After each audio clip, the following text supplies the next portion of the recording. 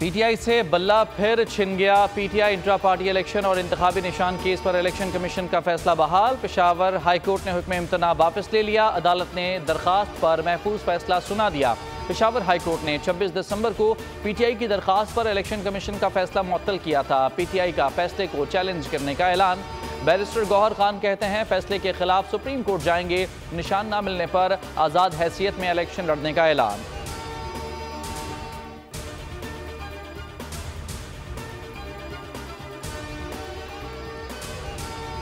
Peoples party ने वजीर आजम के उम्मीदवार के लिए बिलावल भुट्टो के नाम का ऐलान कर दिया। लाहौर में सेंट्रल एग्जीक्यूटिव कमेटी ने बिलावल भुट्टो के नाम की मंजूरी दी। आसिफ जरदारी ने वजीर आजम के नाम का ऐलान किया तो इजलास ने इत्तफाक़ राय से मंजूरी दे दी।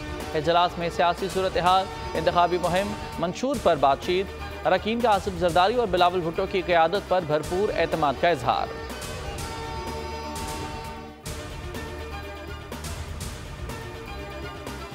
ईरान के शहर करमान में कब्रिस्तान के करीब 2 धमाकों में 103 से ज़ायद अफराद जाँ बहक, 70 से ज़ायद अफराद जख्मी। ईरानी कमांडर कासिम सुलेमानी की बरसी के मौके पर कब्रिस्तान में हज़ारों लोग मौजूद थे। मकबरे की जानिब जाने वाली सड़क पर रखे गए गैस सिलेंडर्स में धमाके हुए। शहर भर में सिक्योरिटी हाई अलर्ट। गवर्नर करमान के मुताबिक धमाके दहशतगर्दी के वाक़यात हैं, तफ्तीश की जा रही है।